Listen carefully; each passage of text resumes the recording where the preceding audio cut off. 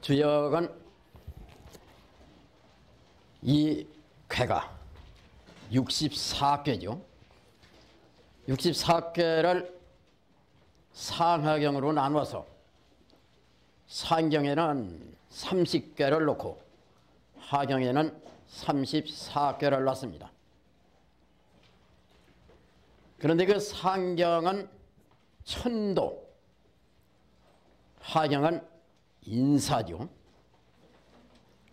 그 상경이 천도이기 때문에 맨 먼저 하늘꾀를 놓고 그 다음에 땅꾀를 놓은 거 아니겠어요? 그 지난주에 땅꾀까지 공부를 했죠.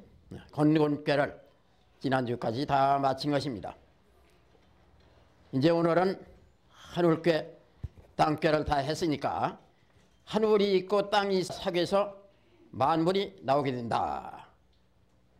그 만물이 나오는데 어렵게 나온다 하는 둔꾀, 어렵게 나왔는데 그 나온 것은 어리고 있다 하는 몽꾀, 이 둔꾀와 몽꾀를 공부하시겠습니다. 그러니까 원래가 8개를 그 기본 채로 했죠. 복근씨가 맨 처음에 그때는 문자도 없고 아무것도 없을 적에 이러한 괴를 그린 거 아니겠어요? 위에 하늘을 보고 상징해서 한육을 긋고 아래에 땅을 보고 또 상징해서 한육을 긋고 중간에 사람을 보고 상징해서 한육을 긋고 해서 이 세 획은 천지인 삼재의 의미를 가지고 있죠. 위와 아래와 중간, 이렇게 해서 궤 8개를 그린 것입니다. 하늘께 그렸으니 땅께가 있시하고 하늘과 땅이 만나서 이제 못도 나오고 불도 나오고 우리도 나오고 바람도 나오고 물도 나오고 산도 나와서 천지를 부모로 한다면 이 6개는 자녀가 돼서 8가족이 된 거 아니겠어요? 이 8개를 기본으로 해가지고 8개가 이제 64쾌가 되는 것입니다. 8개는 작을소 이룰성 소성괴라 하는 것이고 64쾌는 큰대 이룰성 대성괴라 하는 것이죠. 8개는 삼획괴, 64쾌는 육획괴죠. 세획의 쾌는 8개고 6획의 쾌는 64쾌고 그런데 8개 삼획괴 소성괴는 효라고 하질 않습니다. 왜냐하면 이건 변하는 게 아니에요. 이대로 가만히 있는 것이죠. 물론 음은 변해서 양이 되고 양은 변해서 음이 됩니다마는 8개는 채로 가만히 놔두는 것입니다. 그래서 이건 효라고 하질 않아요. 삼획이라고 하면 했지 삼효라고 하질 않고 64개 대성괴만 효라고 합니다. 효는 본받을 효, 변할 효, 변하는 것이죠. 주역은 8개를 그려놓고 그 기본으로만 했지 글로 설명하는 데는 64개를 설명을 했어요.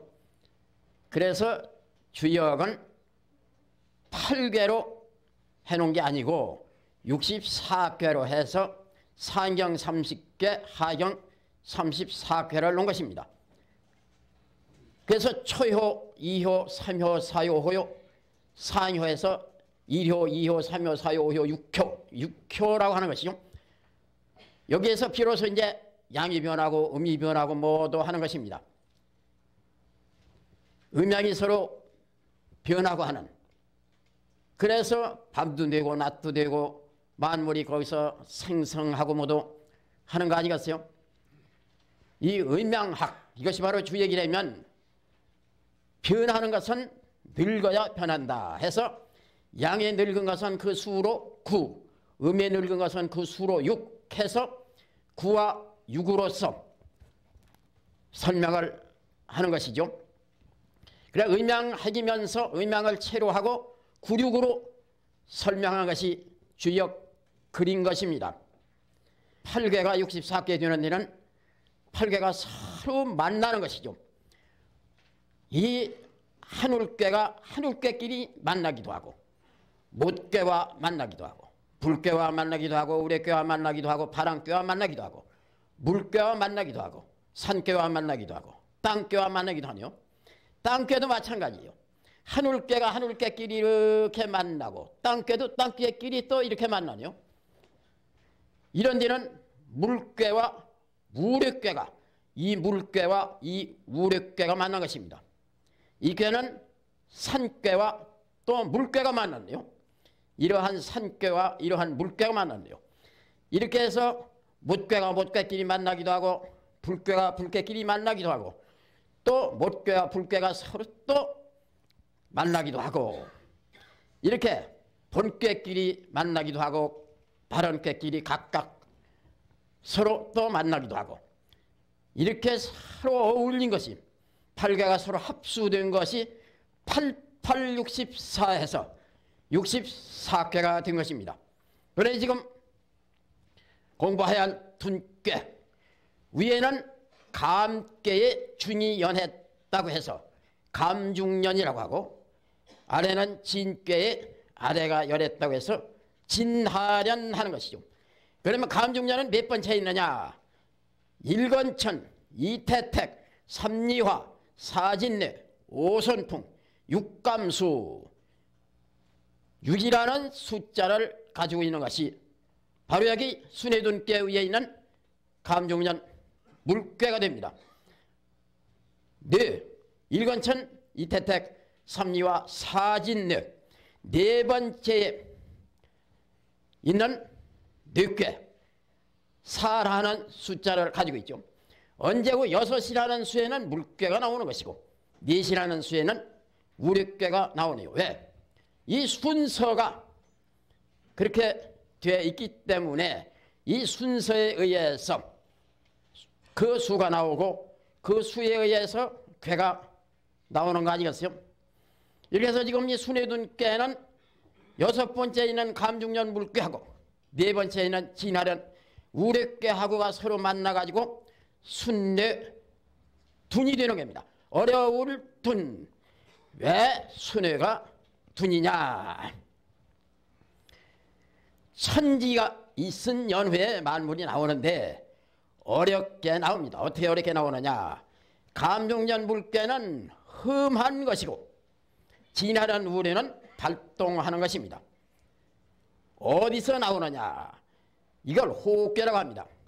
초구라는 양은 이렇게 가리면 하나, 둘, 셋 언제나 궤는 이와 같이 세 획으로 이루기 때문에 곤삼절이라는 땅궤가 나오네요. 위를 이렇게 가리면 하나, 둘, 셋 간상년 궤가 나옵니다. 이게 모이산에서 산에서 초목이 촉이 터서 그 산 땅을 뜯고 나오는 것입니다. 그러지 않으니까 어렵네요. 진하련 우레는 움직이는 건데 어디서 움직이느냐? 이 땅 밑에서 양으로 뿌리를 내리고 움직입니다. 그래가지고 이 험한 데를 뜯고 나오려니까 어려울 수밖에요. 한 남녀가 교합을 한 뒤에 여자가 잉태를 했습니다. 어머니 뱃속에서 아기가 나오는데 감중연 물이라는 이 험한 데를 진하련 우레로 움직여서 동태가 돼가지고 뜯고 나오려니 그래서 어려운 것이다. 아생 초국을 군지부와 아기가 처음 나올 적에 우는 걸 그대가 아나 모르나. 일랑인간 만용서라 한 번 인간에 떨어지는데 만 가지 근심을 지고 나오기 때문에 운다. 그런 글도 있죠. 힘들게 나오기 때문에 울고 나와서 살라니 또 미리 근심이 돼서 울고 이제 이런 얘기죠. 어쨌든 어머니 뱃속에서 아기가 나오려니 어렵게 울어가면서 어렵게 나오고 땅에서 만물이 나오는데 어렵게 나오네요. 그것이 바로 순회는 둔인 것입니다. 순회는 뭐냐? 물속에서 움직여가지고 물건이 나온다. 험한 데를 뜯고 나온다. 땅을 뜯고 초목이 촉터 나온다. 땅속에서 만물이 땅을 밖으로 나온다. 어머니 뱃속에서 아기가 나온다. 동물, 미물까지도 다 처음에 나오는 거. 그걸 둔이라고 한다. 왜 둔께를 하늘께 땅께 그 다음에 나느냐? 유천지 연후에 천지가 있은 연후에 만물이 생한하니 만물이 나오니 영천지지간제요 만물이라 천지사의 만물이 모두 배태에 있어가지고 배태한 그 만물이 나오려니 참으로 어렵지 않느냐. 그래서 수지둔이라 천지께 다음에 둔께를 놨다라고 했습니다.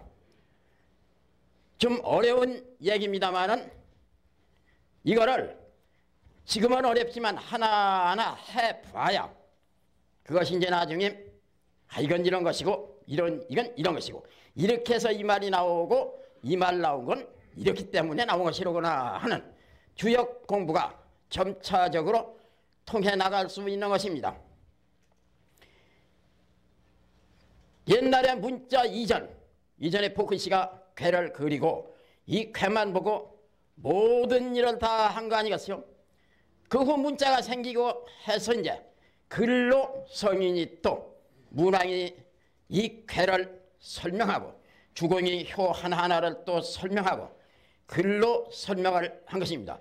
그렇다면 이 글을 알려면 괴부터 알아야죠. 괴를 보고 글을 여기다 붙였으니까요. 글만 가지고 해석하려면 안 됩니다. 그래서 평생 글을 배웠다는 선비들이 주역 글을 놓고서 이 쉬운 글자로 엮어졌는데도 전혀 모릅니다.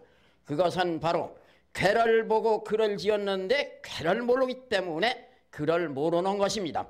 그래서 괴를 잘 알아야죠. 알려면은 그냥 이렇게 보는 건 순회툰인데 이것을 음이 심은 양이 있고 밤이 심은 낮이 있듯이 상대적인 것입니다.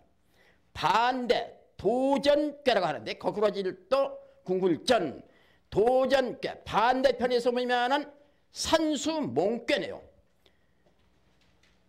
이게 저쪽에서는 산괴가 되고 내내 물괴 산수몽괴를 저쪽에서 보면 물괴가 이게 이렇게 우력괴가 돼서 또 순회둔이 됩니다. 이걸 도전괴 반대괴라고 하는 게요. 도전괴끼리 이렇게 나란히 한 쌍을 이루고 있는 것입니다. 그러나 주역은 한 가지로만 보는 게 아니죠. 한 쌍을 이루어서 주역은 음양하기요 음양 상대적이고 상대적인 반대괴 두 괴를 나란히 놨지만은 그러나 그 순서가 또 있지 않는다. 왜? 천지가 있은 연후에 만물이 나오는데 어렵게 나와서 둔 어렵게 나왔으니 아직 어릴 몽자 몽 이러한 순서로 또 돼 있는 것입니다. 그 지금 도전괴를 말했네요. 또 착종괴라는 게 착종괴 이 아래 꾀를 위에다 올려놓고 위에 있는 꾀를 아래다 자리를 바꿔 놓으면은 뇌꾀가 위에 있고 숙꾀가 아래에 있어서 뇌수해가 됩니다.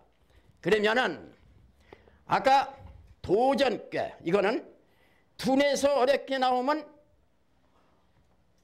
아직 어린 건 사실이기 때문에 지금 어렵게 나온다. 그 다음에 몽 어리다. 이렇게 도전꾀 길이가 둔꾀에서 몽꾀가 나오는 게 자연히 다음에 몽꾀가 있는 것이 자연히 순서가 되어 있네요. 또 착종 뇌꾀로 위다하면 뇌수해 뇌수해께 겨울 꽁꽁 얼은 땅속에 있던 생물들이 땅이 확 풀리고 해빙이 되고 해등이 되니까 봄으로 풀려서 다 또 나옵니다. 그러나 나오는 데는 이제 어렵게 나오죠. 그래서 자리를 역지사지해서 바꿔놓으면 그것이 풀려 나오는 것이다. 이렇게도 볼 수 있는 것이죠. 배합괴라는 게 있습니다. 배합괴. 배합이라는 건 음이 양되고 양이 음되고 서로 배합을 하는 것이죠. 물꾀를 배합하면은 양되고 음되고 양되면 불꾀가 되고 이렇게 불꾀가 됩니다. 늑꾀를 배합하면 양되고 양되고 음되면 바람꾀가 됩니다. 그러면 화풍, 아직 배우지 않은 얘기를 하니까 좀 어렵죠. 소정자 정꾀입니다. 왜 배합이 정꾀가 되느냐. 솥에다가 쌀을 일어놓고 물을 붓고 불을 떼서 밥이 돼 나오는 것입니다. 새 물건이 나오는 뜻을 가지고 있는 것이죠. 배합꾀, 호흡꾀, 호흡꾀라는 게 있어요. 호흡꾀는 아까 말한 같이 위에 획을 하나 가리고 안에 무슨 꾀가 들어있나 하는 걸 보는 겁니다. 하나 둘 셋 산꾀가 들어있네요. 아래 획을 가리고 하나 둘 셋 땅꾀가 들어있네요. 산과 땅, 대표적이죠. 만물이 나오는 건 땅에서 나오고 산에서 나오고 모두 내내 산이 땅이지만은 땅에서 나온다 하는 건 또 다 얘기가 되지만 그래도 산을 또 하나 더 붙였습니다. 왜? 산의 수목이 모두 우르창창하기 때문에 그래서 산과 땅이 아니면 둔으로서 만물이 나올 수 없다 하는 걸 내포하고 있는 것입니다. 그런데 이제 이렇게 하늘꾀 땅꾀는 언제고 음이고 언제고 양이죠. 음으로 다 되어 있는 게 건꾀요. 양으로 다 되어 있는 게 건꾀입니다. 그렇죠. 처음에는 음양으로 시작했는데 태국에서 양이 나와가지고 올라가 하늘이 되고 음이 나와가지고 내려앉아 땅이 되고 천지창조가 음양으로 됐으니까 그 육효를 그리는 데는 모두가 다 양으로 되어 있는 건 하늘꾀고 모두가 음으로 되어 있는 건 땅꾀 아니겠어요? 이거는 뭐 지금 호흡꾀 위를 가려도 하나 둘 셋 내내 땅꾀고 아래를 가려도 하나 둘 셋 내내 땅꾀고 여기도 내내 하늘꾀 내내 하늘꾀입니다. 언제고 양은 양이요 하늘은 하늘이고 음은 음이요 땅은 땅입니다. 도전을 해도 그렇죠. 반대편에서 봐도 땅꾀 반대편에서 봐도 하늘꾀네요. 다만 이건 배합만이 됩니다. 배합꾀라고만 봐요. 어떻게 배합하느냐. 음양이 배합을 하기 때문에 천지가 배합하는 것이죠.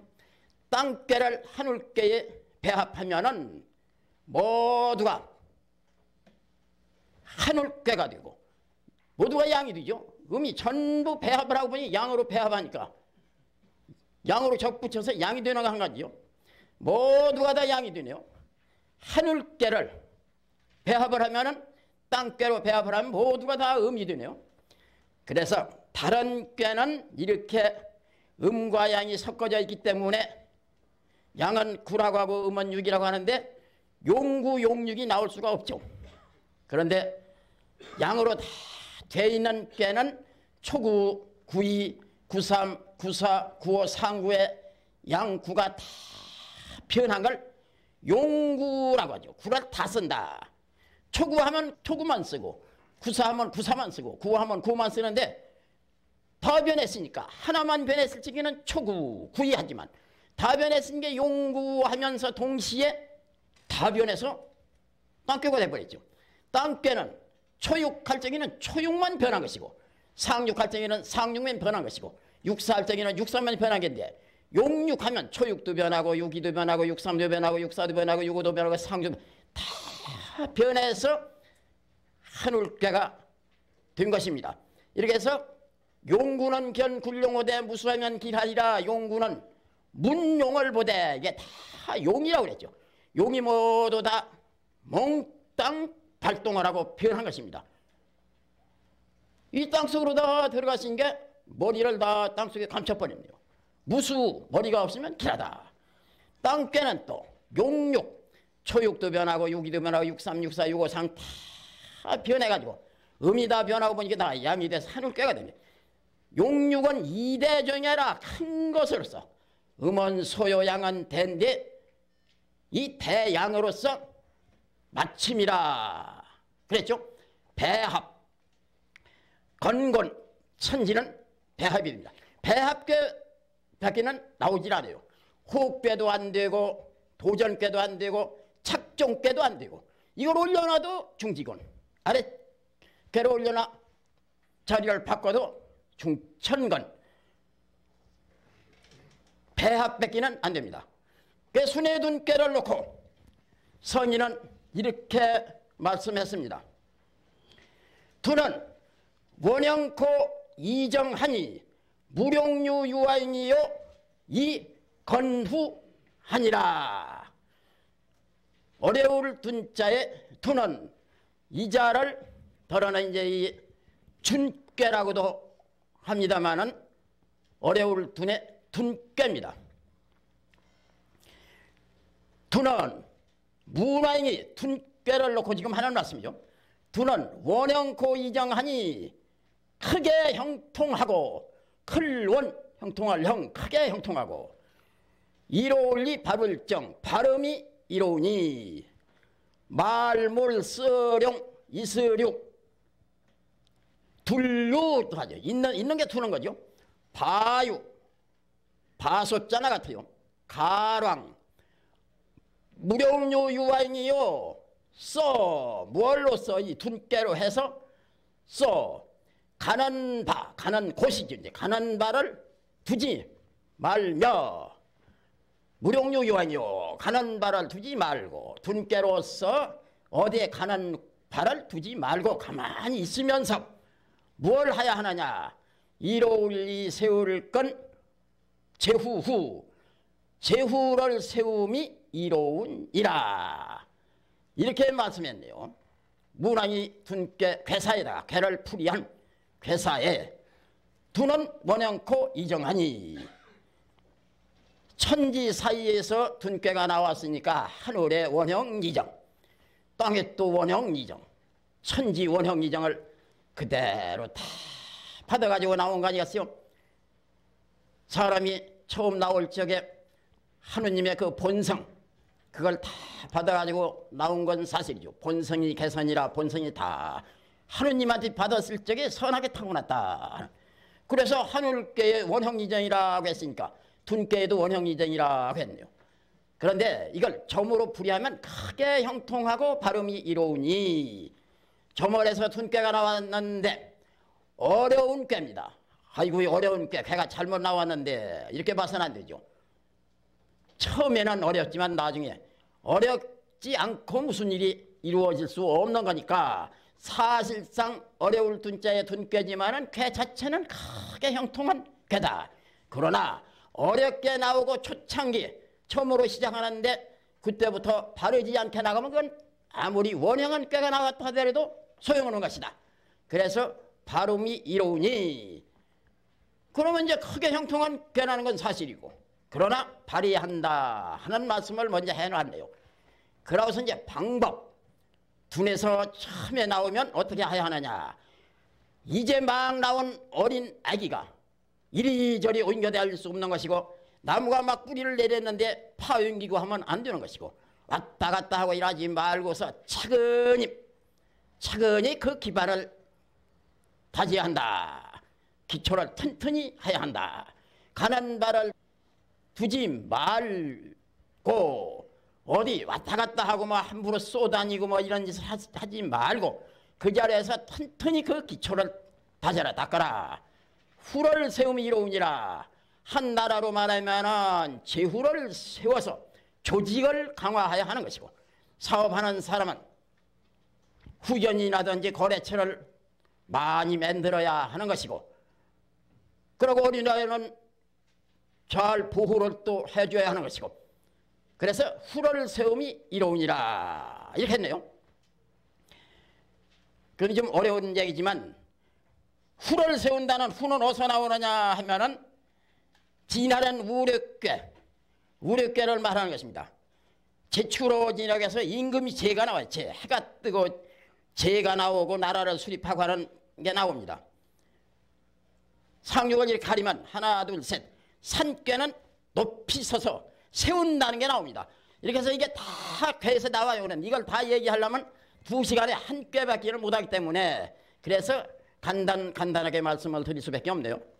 공자가 이제 판단할 단, 끊을 단, 이 둔꾀를 이제 딱딱 끊어서 분석을 하면서 문왕이 한 말씀을 해석을 곁들여 설명한 글이 단전 아니겠어. 단전에 이르기를 단활 두는 간유시교이 난생하며 동호금중하니 대형장은 뇌우지 도인이 만영일세라.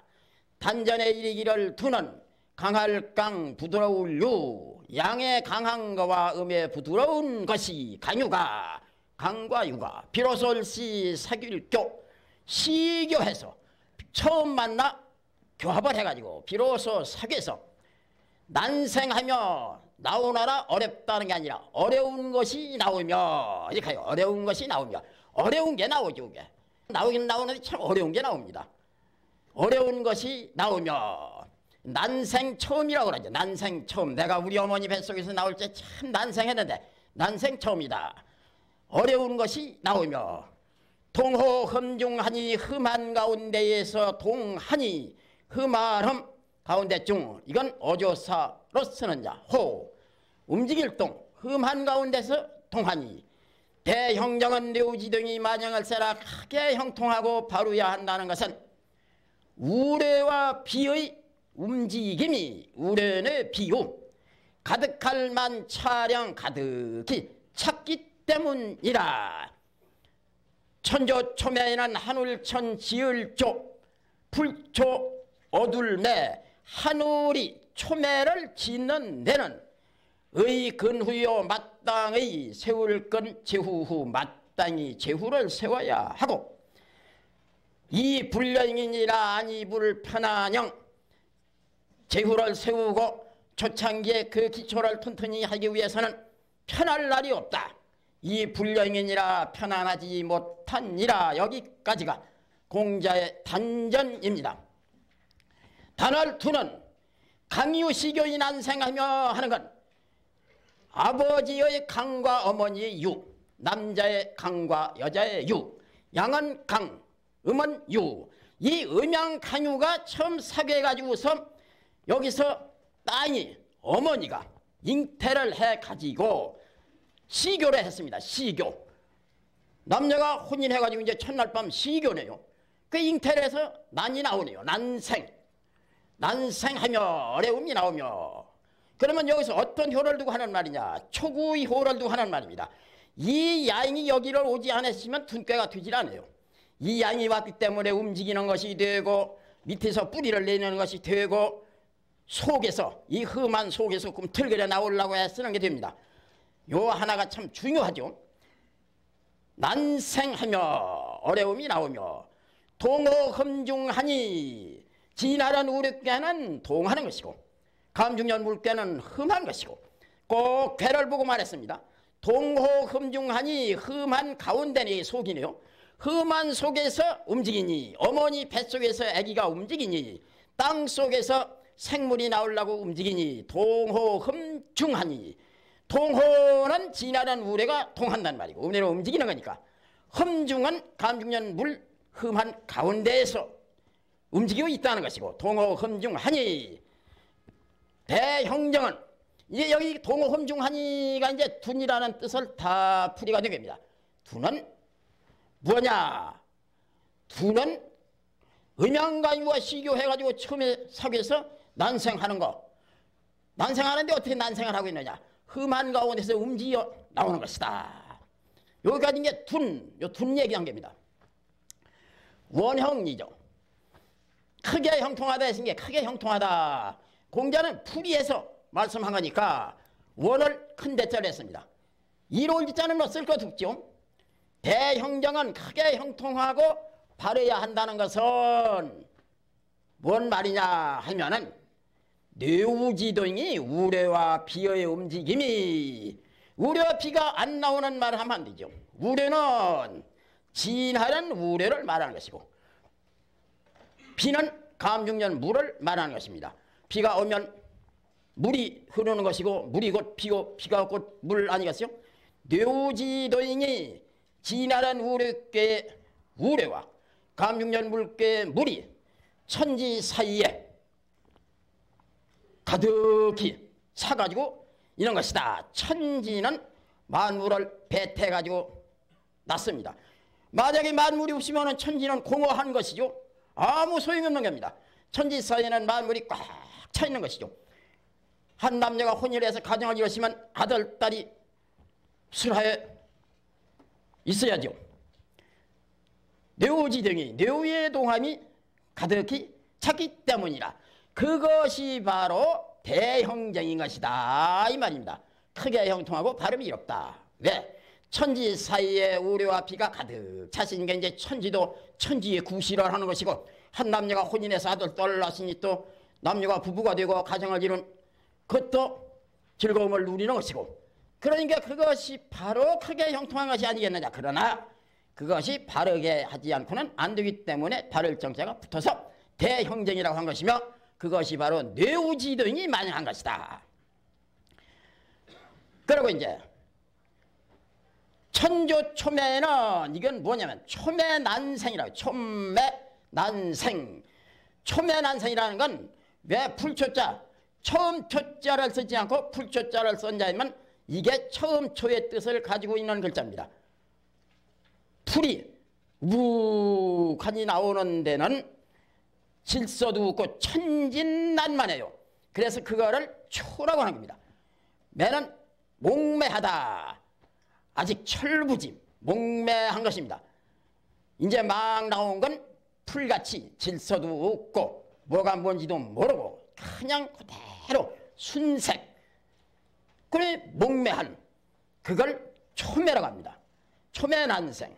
천조초매는 하늘이 초매를 짓는 데는 어린아이를 만들어내는 데는 철부지. 이제 막 처음 기초 초창기, 이걸 초창기라고 하죠. 풀초자의 초창기.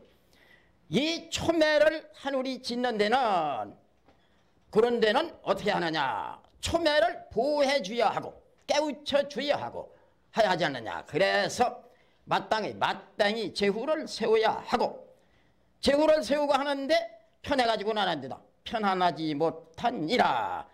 이렇게 해서 난생 초매, 여기에는 물론 불령이 나오고 마땅히 후를 세워야 한다. 그래서 여기까지 이제 풀이가 다 됐네요. 무룡유 유아인이요 한 것, 그것이 바로 하늘이 초매를 짓는 데는 마땅히 후를 세워야 하고 불령이니라. 편안하지 못하니라 하니까 초매를 하늘이 지었는데 초매가 함부로 갈 곳을 두고 왔다 갔다 하면 안 되죠. 가만히 그 자리에서 마땅히 후를 세우고 편안하지 못하는 것이다. 가만히 있어서는 안 되는 것이다. 부지런히 근후의 일을 해야 하는 것이다. 이렇게 해서 이제 초매 모두 이런 게 다 나옵니다. 이게 진하란 우레는 동방목에 초매가 모두 나오는 것이죠. 이렇게 해서 아까 말한 같이 상조를 가리면 하나 둘 셋 간상년 산꾀에 모두 풀이 수북하게 나오는 거 모두 이게 다 나옵니다. 땅 속이나 산 속은 어둡죠 이제. 그래서 매가 나오고, 또 아까 말한 것 같이 진하란 우레로 제 임금을 산 높이 세워야 하는, 그 흠한 가운데 움직이려니까 불령 편치를 못하죠. 상월 운내 둔인이 군자이하야 경륜하나니라. 상전에 이르기를 구름과 우레가 둔이니, 군자가 써해서 구름과 우레 둔의 상을 보고 본받아서 경륜하나니라. 경륜을 하나니라. 경은 날경 짤윤 실윤자요. 경은 별을 이렇게 나는 것이고 윤은 북으로 짜는 겁니다. 날아놓고 북으로 다 짜면은 완전히 벼가 되고 모두 완전히 짜여지는 것이요. 그걸 경륜이라고 해요. 경륜. 공자가 또 단전을 다 끝내고 이제 상전, 둔께 상을 보고 지금 하는 말씀이면요. 운내 둔이니 위에 감중년 물결을 구름으로 보고, 구름이 자욱하니 가득 쪄 있습니다. 우레 소리가 이제 또 나기 시작하고, 봄 되면은 구름 끼고 비 오고 천둥 번개치고 만물이 모두 소리를 내서 나오고 다 하네요. 운내 둔이니 위에 감중년 물결로 구름이 나오고 아래 진하는 우레께로 그다로 우레가 나오고, 운내가 둔이니 꾀가 운내 그것이 어려운 상을 가지고 있다. 그래서 운뇌는 둔지상, 둔이니 군자이하야 군자가 이 운뇌 둔꾀를 둔지상을 보고 본받아서 겸허해서 이 꾀가 나왔다든지 또 이 꾀를 놓고서 자기가 행동 규범으로 뭘 삼는다든지 앞으로 내가 어떻게 해야 하느냐 한다든지 할 적에 경륜을 해야 하는 것이다. 그렇죠. 초창기니까 처음에 경륜을 하지 않고는 안 되죠. 경은 진하는 우뢰로 경, 윤은 물이 모두 흐르니까 이제 짜는 윤 해서 진하는 우뢰에서 경이라는 글자가 나오고 감주한 물에서 윤이라는 글자가 나오고 경륜이 나오는 것입니다. 초구는 반환인이 이 거정하며 이 건후하니라 상활 수반환 하나 지 행정하며 이귀에 하천난이 대등민예로다 구라하는 양이 맨 처음에 있어 초구는 돌반나무환 반환함이니 반환이라는 건 옛날에 연자방아라고 있는데 돌에 나무로 걸쳐가지고서 소에다 붙들어 매고 빙빙 돌면서 이제 방아가 찧어지는 거죠. 늘 그 자리에서 맴도는 걸 반환이라고 합니다. 반환. 돌에 나무를 대가지고 만들어 놓은 것이 빙빙 돌게 해서 그 자리에서만 맴도는 구가 맨 처음에 있는 초구는 무룡유유왕이라고 했으니까 함부로 어디를 가지 말라고 했으니까 그 자리에 맴도는 것이니 이 말입니다. 반환이니 이 거정하며 바른데 거함이 이로우며 거할 것 바른데 거쳐하는 것이 이로우며 따라서 이 근후하니라 후를 세움이 이로우니라. 그렇다면 아까 말한 것 같이 문왕이 그 전체를 놓고서 이 근후 문왕의 아들 주공은 효를 설명하는데 이 자리다 이 근후 했네요. 이 효가 이 둔께에서는 주효가 주뜬 주장할 수 있는 효가 되는 거 아니겠어요?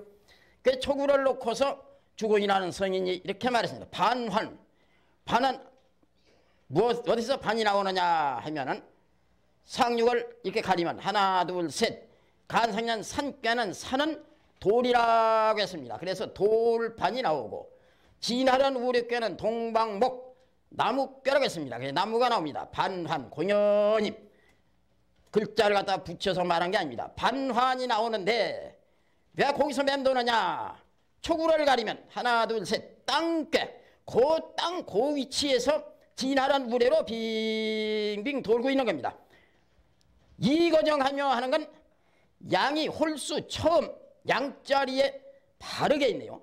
그래서 이 거정이 나옵니다. 바른데 거함이 이로우니 이 근후하니라 하는 건 아까 말한 같이 진하란 우레가 황제가 되고 황제가 딱 서는 거니까 임금을 세우는 거지. 이제 후를 세움이 이로우니라 이렇게 하면 다 나왔네요. 호꾀로 산꾀가 돼서 반 진하련 꾀 그대로 나무 환 반환 반환이 땅 그 자리에서 진하련 우리로 움직여 맴도는 양이 양자리에 바르게 있는 거 진하련 우리 꾀가 후를 세움이 이로우니라. 공자가 또 이 초구의 상을 보고 하나 놨습니다. 상활수 반환 하나 지 행정하며 이귀에 하천하니 대등민예로다 상전에 이르기를 비록수 돌반 나무환 비록 반환을 하나 비록 그 자리에서 맴돌고 있지만은 지 행정하며 뜻지 행하랭 바룰정 뜻이 바rum을 행하며 이귀에 하천하니 귀할 귀 써이 귀함으로써 천할천 내릴하 천한데 내리니 아래로 내리니 대등민예로다 큰데 얻을 듯 백성민 크게 백성을 얻도다.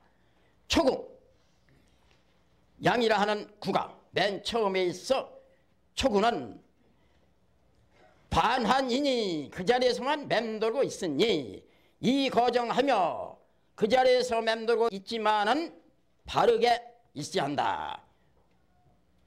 바르는데 거함이 이롭다 그랬네요. 그리고 후를 세우라. 둔께 맨 처음에 나온 초구를 놓고서 둔꾀가 어렵게 나오는 처음이니다가 초구는 거기서도 더 처음이죠. 그러니까 이 자리다가 떡 얘기해야 할 수밖에요. 그 이제 이렇게 기반을 튼튼히 해야 하고 후를 세우고 모두 후견인을 세우고 모두 나라를 보호해 줄 사람을 세우고 나라의 조직을 하고 모두 이렇게 여러 가지 다 모두 그 기반을 튼튼히 다져놓는 거 아니겠어요? 이렇게 말했는데 공자는 이제 반환을 갖다 그렇게 말. 비록 반환 그 자리에서 맴돌지만 그 사람의 그 뜻은 바른데 거함이 이롭듯이 바로만 행하고 있다. 그런데 양은 귀한 것이고 음은 천한 것인데 여기가 백성짜리고 음은 백성이고 양은 관직에 있는 사람을 말하는 것인데 귀한 신분으로 지금 백성짜리인 또 음 밑에서 있다 활동하고 있냐. 진화란 우레로 양이 내려와서 활동하고 있습니다. 이귀하천이요. 귀함으로써 이 천한대 내리니 초구의 그 양귀함으로써 천한 밑에 내려왔으니 왜 내려왔느냐. 백성 민심을 얻지 못하면 나라를 못 세웁니다. 백성이 모두 응원을 해주고 협조를 해줘야 나라를 세우는 것입니다. 크게 백성을 얻도다. 초구가 이 자리에서 반환을 하지만은 자기가 무슨 높은 자리에서 막 올라가 대번에 정치를 하려고 하지 않고 그 백성이 있는 그 자리에서만 맴돌면서 민심을 하나하나 이렇게 수습하고 얻고야. 그러나 바르지 않으면 민심이 그쪽으로 기울어지지를 않아. 그래 발음이 이로우니 뜻이 바른 걸 행하고 있네요. 그런데 이귀하천 양으로서 귀하면서도 천한 뒤로 내려온 까닭은 뭐냐. 백성을 얻으려고 하는 건데 실제 크게 백성을 얻도다. 자유당 때인가 봤자 오래됩니다마는 그때 국회의원 선거 때가 하도 그 떼지 못할 자리에 점을 해달라고 해가지고 바로 이 자리가 딱 나왔어요. 이귀하천하니 대등민이라고 했으니까 그저 저 선거 구민들하고 가서 큰 막걸리도 같이 나누고 아주 몸을 굽히고 악수도 사모하고 이렇게 해서 민심을 얻으라고 해서 그렇게 득표 공작을 해가지고 대등민의 표를 많이 얻어가지고 당선이 된 일이죠. 이귀하천하니 대등민야로다. 이렇게 해서 초구가 근우하기 위해서 이 자리에 있는 것입니다. 귀한 신분으로 천한대 내린 것입니다. 유기는 둔여전여하며 승마반여하니 비구면 혼구일이니 여자 정하여 부자라가 10년 내야 내자로다. 상활유기지 나는 승가잉하여 10년 내자는 반상야라. 유금이 두 번째의 유기는 둔여전여하며 이 같은 여자는 뭐 여기 그냥 보조로 쓰여진 글자입니다. 둔여전여하며 어려우며 걷기 어려울 전 걷기 어려우며 둔께 유기가 어렵게 처해 있는데 뭐가 어렵냐. 걸음을 걸어야 하는데 걷기가 어렵다. 걷기 어려우며 걷기 어려울 전 탈승말마 말을 탔다가 반열을 했으니 반열했다는 건 말을 타면은 말 위로 올라타서 높이 있는데 말을 탔다가 다시 내려오면 말하고 반열을 짓습니다. 나란히 같이 있는 이걸 반이라고 합니다. 즉 말을 탔다가 다시 내려오니 이 말입니다. 비구면 혼구일이니 안일비 도적구 혼인혼 혼인구. 혼인혼자는 혼인을 통칭 말한 글자고 혼인구자는 기집 몇 자변에다가 얼굴 구자를 엉는 거지. 이제 중매가 들어서 이제 혼인을 엉는 거. 도적이 아니면 혼인을 청하는 것이니 청할 구해도 혼인을 청하는 거. 청혼하는 거. 청혼하는 것이니 여자 정하야 여자가 바로서 정고해서 절개가 있어서 부자라가 시집을 가지 않다가 시집갈자 자식이 가설 쓴 건 이제 어른이 되고 시집관계입니다. 옛날에 그래서 이제 성년이 되면은 성년예를 올리고 이제 자를 지어주고 한 거 아니겠어요? 시집갈자 시집가지 않다가 10년에야 내자로다. 10년 만에야 이에 시집을 가도다. 상활상에 이르기를 유기지 나는 승가잉하여 유기가 왜 이렇게 어렵고 걷기 어렵냐 하는 이 유기의 어려움은 지금 둔꾀가 어려운 꾀니까 어려운 걸 말하는 것이요. 유기의 어려움은 승강이 할세라 강을 탔기 때문이고, 승강이하여 이 양강을 위해서 탔기 때문이고, 10년 내자는 반상해라. 이 10년 내자라는 거, 10년 만에 이 시집을 간다는 것은 돌아올 반 떳떳상 떳떳한 곳으로 돌아간 것이다. 상도에 돌아갔다. 떳떳함으로 돌아갑니다. 떳떳한 데 돌아갑니다. 상도에 돌아가, 여자의 떳떳한 그 법칙으로 돌아갔네요. 6이 참으로 좋은 자리죠. 음이 음자리 제자리에 있는 게인데 두 번 짝수자리 음자리에 음이 있어서 바르고 있습니다. 그리고 초구는 양자리에 바르기만 했지 중은 못 얻었는데 6위는 중도 얻었네요. 내꾀 의꾀 하나인데 내꾀 중을 얻어 중정한 자리에 있는 이 6위는 여자입니다. 지금 음이 누구하고 응했느냐, 구호하고 이렇게 음양응이 잘 돼 있네요. 6위는 구호가 100년을 같이 살아야 할 배필입니다. 그런데 지금 바로 이웃에 있는 초구이 잘난 남자가 청혼을 하고 있는 것입니다. 그래서 6위가 지금 구호한테 시집을 가려면 걸어가야 하는데 걷기가 참으로 어렵게 됐습니다. 왜? 초구의 청혼을 뿌리치기가 어려워서. 지금 6위의 여자를 놓고 지금 어려운 점을 말하는데 두녀 6위가 어렵다. 뭐가 어렵냐? 구호한테 시집을 가야 하는데 걷기가 어렵다. 발자국을 떠넣기 어렵다. 발걸음을 뛰기 어렵다. 승마반여, 음은 소고, 양은 말이에요. 언제고 양효를 말이라고 합니다. 양으로 다 되어 있는 하늘께는 말이고, 음으로 다 되어 있는 땅께는 소입니다. 천고마비니 하는 이제 말은 꼭 하늘에 붙여 얘기하죠. 승마, 이 초구의 말을 탔다가 왜 탔느냐? 초구가 청혼을 하니까 언급결에 시집을 좀 가까하고 시집 가기 위해서 초구한테 가기 위해서 말을 탔습니다. 가만히 생각하는 게 아니거든요. 초구한테 갔다가는 내가 지조를 지키지 못하고 내가 잘못 가는 것이다. 구호한테 가야 하는 것이다. 이게죠. 그래서 다시 여기서 내렸습니다. 이게 반여입니다. 승마하는 건 초구의 말을 탄 것이고, 양은 말을 탄 건 초구한테 시집 가려고 한 것이고, 반여는 자기 짝이 아니기 때문에 다시 내려와 말하고 같이 나란히 반여 내려온 것이고, 그 왜 이런 일이 벌어졌느냐? 비구이면 혼굴이니 6위가 초구를 볼 적에 나를 해치려고 하는 것인가 하고 처음에 뭣도 모르고 가려고 했다가 내렸어요. 그런데 보니까 도적이 아니네요. 초구가 절대 6위를 해칠 수 있는 그런 도적이 아닙니다. 6위는 그걸 모르고 이제 탔다가 가려고 했다가 아이고 저게 도적 나를 해치지 해가지고 다시 내렸습니다. 내렸는데 비구면 혼굴이니 청혼을 초구가 6위를 해치려고 도적이 아니고, 해치려는 도적이 아니고 혼구 청혼하는 것이니, 이렇게 하면 이제 뭐가 어려웠더냐는 것이 다 나왔네요. 이제 초구가 오라고 해서 가려고 했다가 보니까 나를 해치는 도적 같아서 내렸어요. 그게 뭐냐 하면 배필이 아닌데 가면 물론 해를 당하는 것이요. 여자가 정조를 잃었으니까.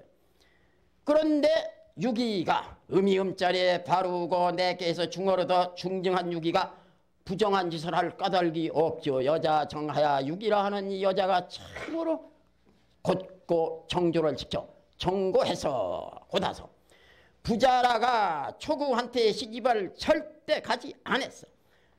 시집가지 않다가 그러면 누구한테 시집가느냐? 구호 제 배필 구호한테 10년 만에야 시집을 가도다. 10년이면 오랜 세월인데 바로 가야 할 6위가 왜 오랜 세월을 거쳤느냐 하면은 초구가 하도 시집을 오라고 하기 때문에 그걸 뿌리치자니 10년이 걸린 것입니다. 하나, 둘, 셋, 넷, 다섯, 여섯, 일곱, 여덟, 아홉, 열 10년 만에 처음에 얼른 가려고 하나, 둘, 셋, 넷 4년 만이면 갈 것을 초구가 붙들기 때문에 요때 놓쳤어요. 다시 5년, 6년, 7년, 8년, 9년, 10년 만에 갔네요. 일건천, 이태택, 삼리와 사진뇌라 하는 넷. 일건천, 이태, 삼리와 사진, 오섬, 육감수로 하면 6하면 11입니다. 숫자도 다 나오는 걸 말했지 나오지 않는 것은 쓰지를 않았습니다.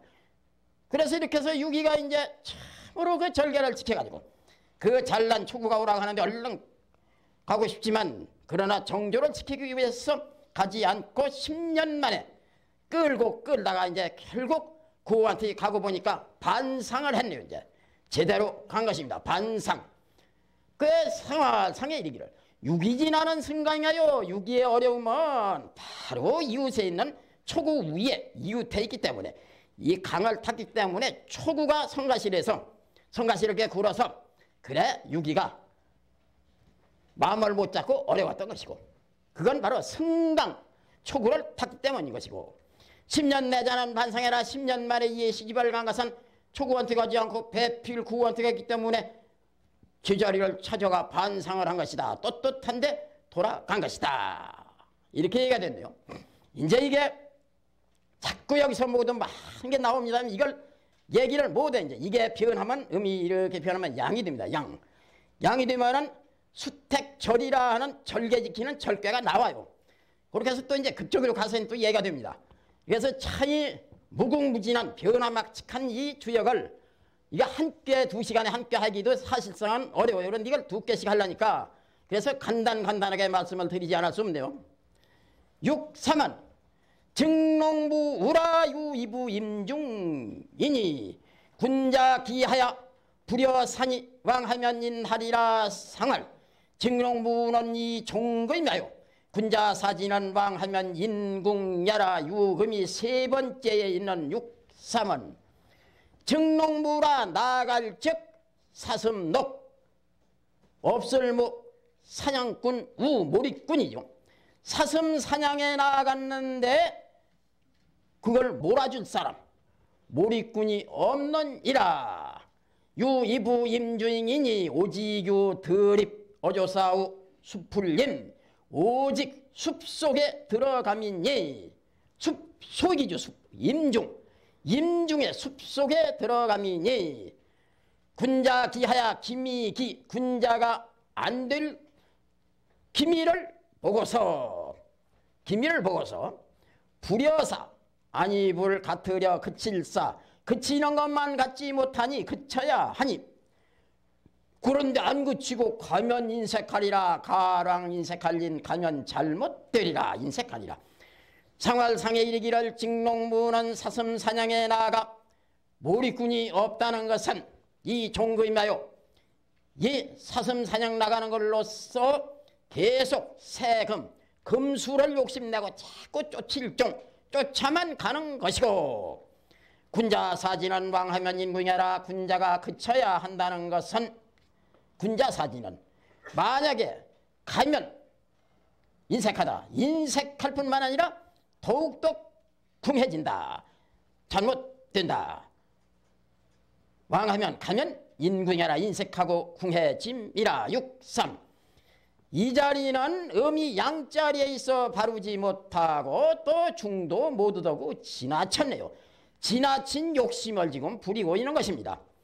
사슴이라는 건 이게 변해서 양이 되면 이호중 불괴가 되는데 불괴에서 사슴녹자가 나와요. 사슴녹자가 나오고 몰이꾼이라는 것은 이 초구에 육사음이 있고 유기의 구호가 있듯이 음양응이 잘 돼야 하는데 나를 응해주는 사람이 없네요. 양이라 하는데 양이 없인 게 몰이꾼이 없는 겁니다.